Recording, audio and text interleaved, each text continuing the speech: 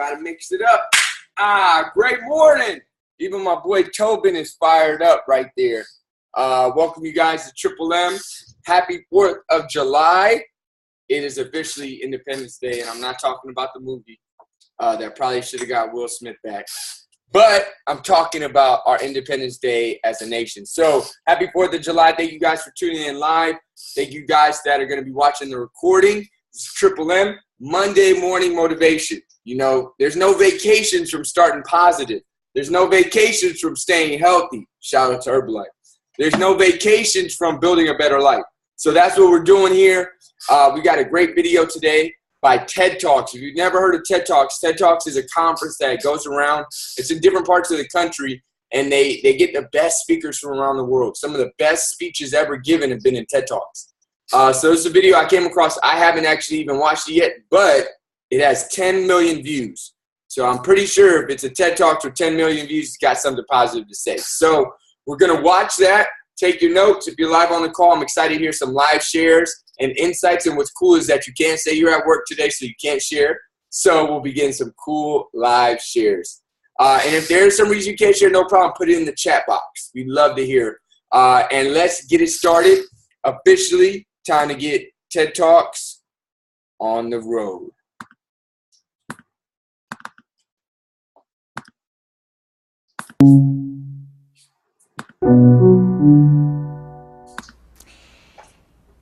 You have the power to effect great change.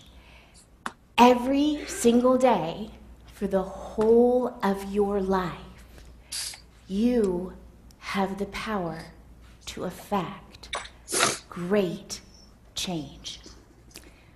All you have to do is flip the scripts to the status quo, change it up completely, and prioritize the production of your joy.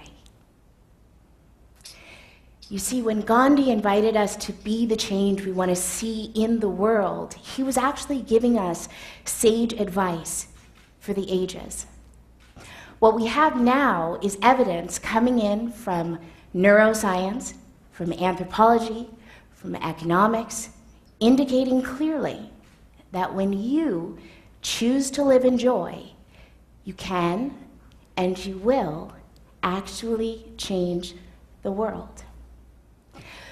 Research shows that communities with greater numbers of emotionally thriving people, they have lower rates of social problems like teenage drug addiction, teenage pregnancy, and they have higher rates of positive indicators. Educational achievement, for example, these communities have higher numbers of high school and college graduates. Joyful people actually also contribute to healthier nations. For example, there are lower rates of preventable lifestyle diseases in nations with happier people. What we have is study after study proving clearly that when you choose to flourish your well-being to a frequency of joy, it does change the world. And of course, it also changes you. Emotionally thriving people, they report stronger family relationships, better friendships, better romantic relationships, higher rates of actually enjoying rather than dreading their work. And you've got some really consequential physical outcomes as a result of thriving your joy. Joyful people have dramatically lower risk of heart disease, heart attack, and stroke. And joyful people have been shown to have expanded lifespans of a decade and more.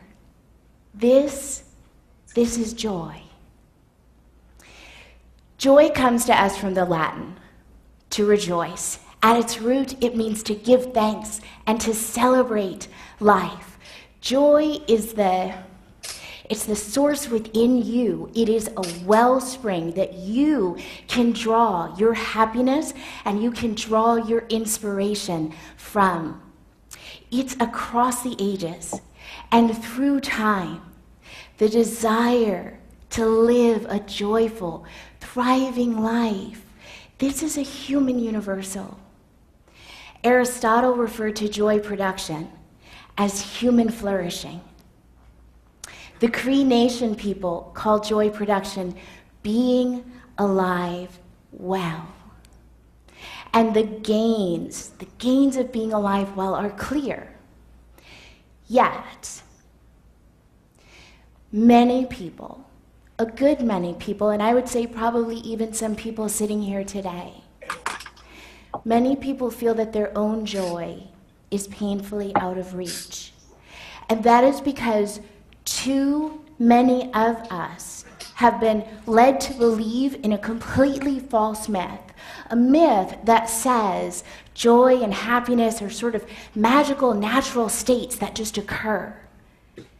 The danger of that kind of a myth is that when people find their joy difficult to hold, when it doesn't come to them easily, then they start believing that they're just not capable of being in joy. And that is absolutely not true. In fact, we are all capable. We are all capable of growing and thriving and flourishing our joy. Getting rid of useless mythologies allows us to come to this life-changing fact that we can use simple methods and practical techniques to actually expand our experience of well-being on a daily basis. Now, your joy production is going to demand of you your actual concerted effort. Your joy production is going to demand of you first that you start to overcome the instinctive, intuitive responses of your brainstem. The brainstem, it's the oldest part of the human brain in evolutionary terms, and for this reason we refer to it as the reptilian brain. And your reptilian brain, it's hardwired. It's hardwired to demand and react, demand and react. In his book, The Great Divorce, C.S. Lewis advises us to kill the lizard and embrace our higher self. Because when you access the more evolved sites of your brain, this is your limbic system and your neocortex, you are allowing your thoughtful responses to come through instead of basic instincts that no longer serve you. The British Royal Navy provides us with a very compelling hands-on example of what it means to deploy counterintuitive action. Every pilot in the British Royal Navy undergoes emergency training in order to simulate a flight vehicle crashing into the ocean waters. But the vehicle crashes, the vehicle starts to tumult, and the pilot feels himself rapidly, dramatically sinking, and their instinctive, intuitive response is to unbuckle and swim out to safety as quickly as possible. But the pilot that does that, the pilot that follows their instinctive, intuitive response to move to safety as quickly as possible, that pilot fails the test. In simulation and in real life, that pilot is likely to not survive a crash. That's because the only way for a pilot to maintain directional orientation in the tumult is to stay still in position. Only once the tumult has ended can the pilot then swim safely out to the surface. When life is coming at you, when you're getting your curveballs, your obstacles, your upsets, your problems, and your dilemmas, your instinctive, intuitive response is to do what? It's to problem solve, it's to do something immediately, it's to do something more, to make more of an effort. Or you may be in the escape pod group, and your instinctive urge might be to just escape as quickly as possible, to just run away. But like the pilot, Your best response in the face of chaos, in the face of challenge, is to be still. In Buddhism, we call this shamatha. In Christianity, we call this stillness, be still and know God. And in parenting, we refer to this kind of stillness as I said, sit still. Whatever your frame of reference, understand that taking a seat in stillness in the face of difficulty, it's mandatory. Because when you choose to stop, drop, and get still, what you're doing is you are turning off the hysteria generator switch in your body, and you are turning on your soothing, relaxing generator, your parasympathetic nervous system. Triggering your parasympathetic nervous system is going to allow your hormones and your neurotransmitters to recalibrate themselves, to flow back into a state of balance. And that ease of breath that you need, that calmness of heart rate that you need, that's going to come, as will the solutions to the problems that you have been looking for, along with a motivated peace of mind. This brings us to the next principle of joy production. When you are trying to overcome chaos and to maintain your sanity in the face of difficulty, when you are making the effort, the real honest effort, to grab hold of joy and gratitude in the face of stress and anxiety, it's actually not enough to just think positive thoughts. Positive thinking is absolutely vital to an emotionally healthy landscape. This is entirely true. Positive visualizations, positive affirmations, positive ideations. We need these tools to be emotionally well. That's absolutely true. But when we tell people that you can simply positive think your way out of depression, that you can simply positive think your way out of distress, this is a disservice to the science of well-being, because it is in stillness, and it is in the next step, meditation, that you give your body, your brain, your physiological processes the opportunity to reset and rejuvenate. It's in stillness and it's in meditation that you give yourself the opportunity to have a promotion of the production of your neural stem cells, what we call neurogenesis. Meditation and stillness provide you with the foundation core that promotes the physical processes which make your emotional well-being possible. Now, meditation has been studied for thousands of years by its adherents, but it's only recently that we've begun taking a look at it in the scientific community. And its impacts, its powerful effects, are really astonishing. Meditation has been shown to decrease people's symptoms of ADD, ADHD, depression, anxiety. We have studies showing that people who have been or are currently incarcerated have a significant up level in their positive outcomes, enabling them to live with greater productivity and centered calm. And for the many, many people throughout the world suffering from post-traumatic stress disorder, meditation has been shown to dramatically and critically improve their quality of life. Neuroscience has allowed us to see the effects of meditation on the brain itself, and the results are really stunning. Meditation is so effective that doing it for just 30 minutes a day for 8 weeks has been demonstrated to expand the gray matter in your brain.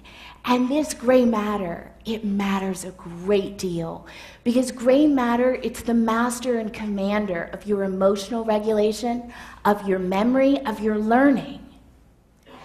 Now, with meditation, you can start anywhere. And there are hundreds of methods to choose from. In fact, there's even your own method. When I first started making the effort to meditate, it was a spectacular failure. Because for me, nothing was more counterintuitive and uncomfortable than having absolutely no thoughts at all. There was a tension between trying not to think and thinking. It was really upending, and it even caused me to have migraines. But knowing the positive benefits, I didn't quit.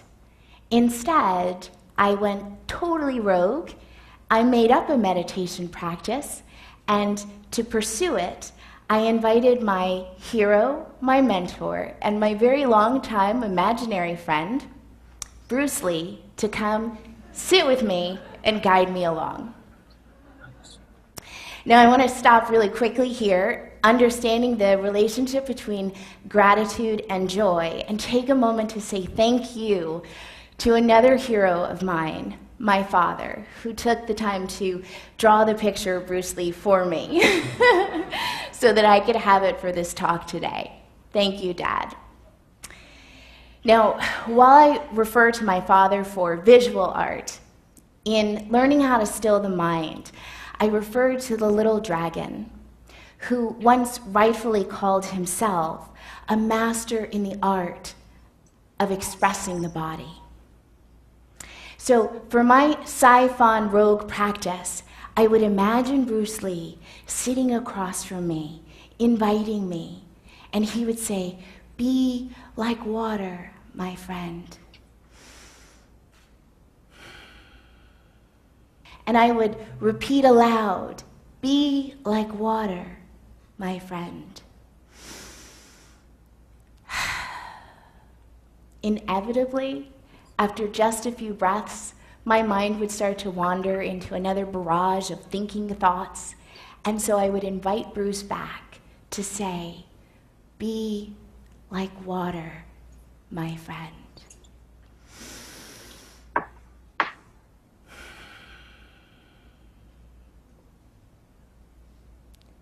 And it worked. After a few months of the Bruce Lee method, I got comfortable enough with experiencing a still mind to start practicing more standard approaches.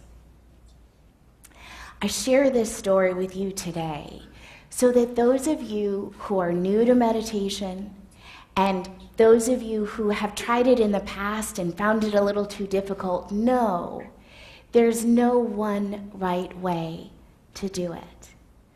Just continue to try until you find the method that works for you. Okay, awesome. I know everybody was sending out. That was pretty dope. I know it's different, but hey, different is good. So, Rox, what did you get? My goodness, got a lot from it. I think it was just so powerful because, you know, in today's society and the way that we live, we've never really, for me personally, I've never really learned how to be still. You know, it's just like you're going, and not only are you going physically, but mentally. Like you could be already doing something that you planned for, but then your mind is already thinking about what it's on to next, you know. And I remember reading books and it's saying that, like, this is really a mental illness. I'm not sure if you've ever seen a homeless person or just any kind of person on the street and they're talking out loud, right? And they're like just having this full-on conversation with themselves. And then you look at them and you're like, damn, these people are crazy. But really, if you look at yourself, it's really the same thing that's going on with you, except that our mental chatter is just on the inside and we're not really speaking it out loud. You know, so it just goes to show like our mind and where it's at. And the more that it's in like all of these thoughts, that's where our mind will be in the past or in the future, but it will never be in the present, in the now, which is the only moment that will ever exist. You know, because when you think about the future and it comes, you're already thinking about, again, the next future. So when we're not really present and in the moment of the now, then we can't really experience life to its full potential because we miss out on it because of the clouds of the thoughts. So meditation is key, you know. It's something that I get to get better at practicing in order to be able to still the mind. And at first it is hard. I remember when I was in Texas and I used to try it, it's so hard because your mind will not stop talking. It's like this freaking like radio or something. It just keeps going and going. But then at that same moment, you get the opportunity to observe your mind and to see it. And really, I thought that was powerful. And then I really liked how she talked about the back part of our brain. I remember also reading stuff about that in the reptilian brain and how it's the oldest part of us. And that's where like all these things are stored. And really in the reptilian brain, it's just demand and respond, demand and respond. And really, if we look at our actions, it could be like that, where we're just demanding things and then responding really fast, but really not taking the moment to actually break out of that to start really harnessing a different level of being. So I thought that was really powerful. Epic. I got like over 2 pages of notes. I really got a lot of information from that. I'll touch on 2. Joy production. I don't know about you guys. Me in the past, I used to think that joy and happiness was it just happened. You know, it would be a byproduct of living. So I never really actively tried to create joy in my life or actively tried to create happiness. And then what's so interesting is that I just got finished listening to the Happiness Hypothesis, which is a great book by Jonathan Haidt. He talks about different studies that they've done that have shown what are the things that actually make people happy. And it's interesting because I thought it was just random. I thought you were just supposed to be happy, and if you're not happy, something was wrong. So that's why I didn't really know how to deal with sad times. I was like, what's wrong? Why am I sad? I should be happy. That's how it's just supposed to be. That's how the movies are. That's how, you know, all these TV shows are. Everybody's happy all the time. So I didn't understand that happiness and building a happy life is a skill. It's something you intentionally, like building a bicep, you see the gains on deck. It takes time and effort and a plan. And I was like, what? So I didn't understand. It was a mind switch for me. So joy production, being alive well. How are you building your happy life is what I took from that. They even said, you know, happy people have lower lifestyle disease rates. Happy people have longer lifespans. I know you guys have met some people that are like, man, they're really just happy. And you've met some people that are like, they're not that happy. And, you know, I think you can also tell from their life energy what that impact has on their life. So I thought that was really good. I love to kill the lizard. I love that. Must kill the primal instincts. Embrace your higher self. Your basic instincts no longer serve you. So I'll just give you an example. And this is a personal example. When I was growing up, me and my boys, all we did was chase girls. It's just what we did. I thought it was normal. Everybody was like, how many numbers did you get at the party? How did you do this? Like, that's just what we talked about. That's what I thought it was, that and video games. I thought that was life, happiness. But I'll tell you, as I started to look at people further down the line from me that were continuing to live that lifestyle, I would look and I would see, I could tell they were not happy. I could look at them and I could see they were not happy because they had let a basic instinct, reproduction, which is a basic instinct in the reptilian brain. Food and sex are the 2 basic instincts that drive the reptilian brain. And what do you see in the world? Overweight, and you'll see a lot of people that don't know how to control their physical urges. So when I started becoming aware, I was like, wait a minute. If I continue to do this and not have control over my physical urges, what kind of life is that going to give me?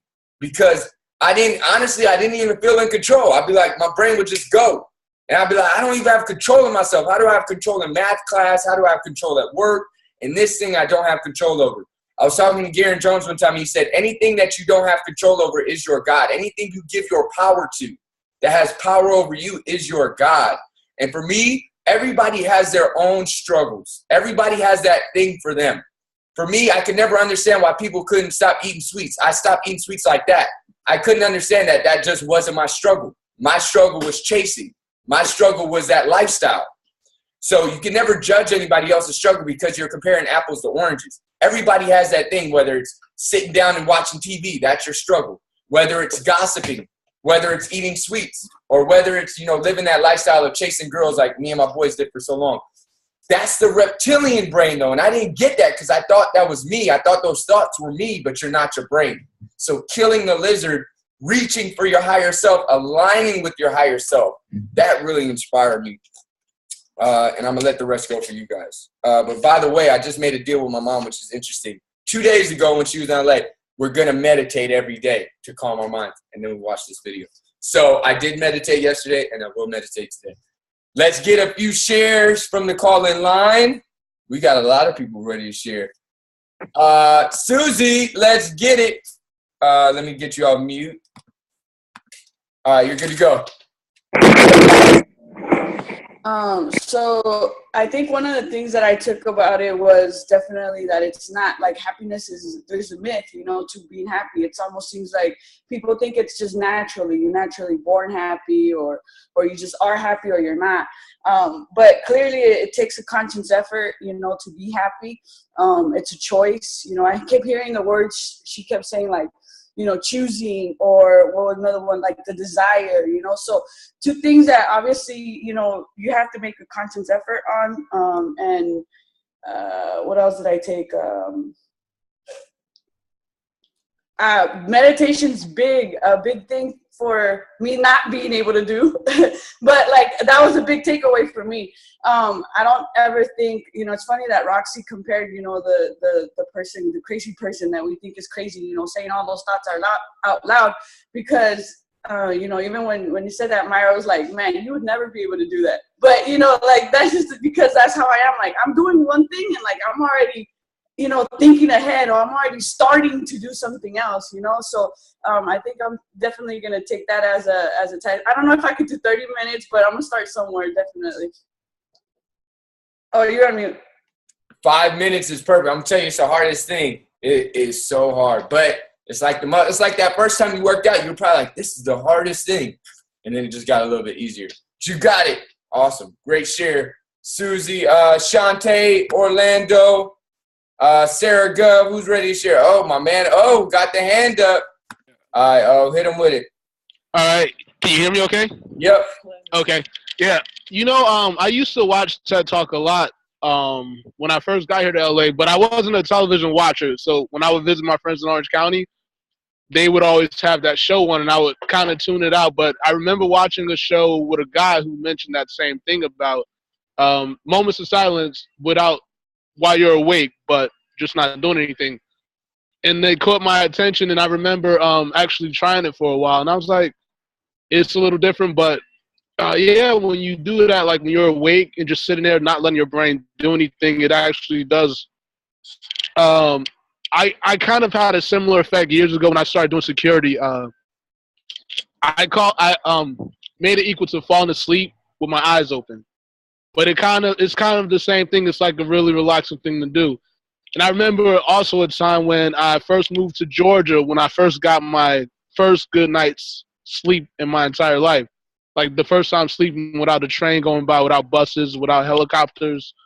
I woke up after that first night there, not remembering that I had packed up me and my friend's car and I had moved to Georgia. I forgot where I was at and everything. So it does a great thing for your body. It is a different type of meditation, but yeah, try it out. Your body will love it. You will love it. Your life will be different. Nice. Let's get it. Oh, the meditator. I love it. All right, Shantae, you ready? I see your hand raised. Hit him with it. You're good. I unmuted you. Oh, can you guys hear me? Yeah. Okay, so meditating is actually new to me. I got Prolessadol on my lips. Anyway, I just took a shot. So you guys know I just started this whole meditation thing, and I'm actually still trying to figure out what works for me. I've tried a couple different things. I tried the music that you sent me on YouTube. My mind is still all over the place. I couldn't listen to that. So then I tried sitting still and just trying to shut my brain off with my eyes open. That didn't work because I started concentrating on things and started thinking about a bunch of different things. So then I was like, okay, well, I'll try to do it with my eyes closed. That didn't work. I started dreaming. So for me, I'm concentrating on speaking and saying, it's probably going to get an echo. Just telling myself, like I'm saying, breathe. Like I'm saying, breathe in, breathe out. And when I'm saying it out loud, it's distracting me from my other thoughts. So far right now, that's what's working for me. Dope. Awesome. Great share. I really liked her example of finding your own way, because it doesn't have to be any certain way. That's dope. Let's get one more share. I saw my boy Ant with the shake in the video. Let's go, Ninja Turtle Man. Where you at? Oh, yeah. I was just pulling you up. My bad. I think I turned your video off. There you go. You got to turn your video back on. I accidentally turned it off. My bad, bro. But you can go ahead and start talking. I unmuted you. You just ate with me. Orlando, we got trains in Georgia. You got stuff in Georgia, man. Just wanted to say that. No, this is a big problem for me as well. Sometimes I find myself, yes, in Alpharetta. Sometimes I find myself up all night because I think too much. My mom's always told me I need to read or find some ways to be at peace for my mind. I have a problem with always thinking about the future too. I always think about the past. I've never been in the present. So this talk is kind of personal to me as well. I took a lot of things from it to learn how to be joyful. I used to not be joyful. Used to be angry all the time because of current situation. So meditation is something I'm gonna have to learn as well. I think I'm gonna try it. But yeah, like I said, I'm always thinking. My mind is always constantly going. It's always been a struggle for me. I stay up sometimes 3 or 4 o'clock at night, constantly still to this day because I'm thinking so much. So I took a lot of good nuggets from this and tried some tips out. I'm gonna try meditation as well. Nice. Awesome. Great share. I really love the commitment that it sounds like people are at least up to trying it. Because I'll tell you, for me, when I started trying it, it was the hardest thing, and I wanted to stop. Because I feel like a workout you can get through. You can just force yourself through. You can't force yourself through meditation. And I'll give you one line that for me really got me committed to meditation. It's not even something I'm great at yet. I still am very a beginner. I'm not good at it, but I believe in it. That's the thing for me. She said she kept going because she believed in the benefits. And if you think you're too busy to meditate, whoever's here thought, man, I'm too busy to meditate. I used to think this. 2 examples. Number 1, they said every day meditate 20 minutes. And if you're really busy, meditate for an hour. I was like, wait a minute, that doesn't make sense. And then I heard this. If you think you're too busy to meditate, that's like saying you're too busy driving to stop for gas. Eventually, it'll catch up to you. If you leave your car on for days and days and months and years, eventually it's going to burn out. So anxiety, panic attacks, lack of focus, lack of sleep, talking aloud. These are things that happen when the motor starts to burn out because your mind was a tool given to you, but it's also a tool that needs to be taken care of. So if you think you're too busy, it's like driving and saying you don't have time to stop for gas. Eventually, it will catch up to you. So thank you guys. I'm going to unmute everybody.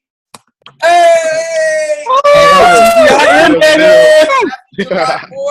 Let's get it! Orlando, stop hating on Georgia. Stop hating on Georgia.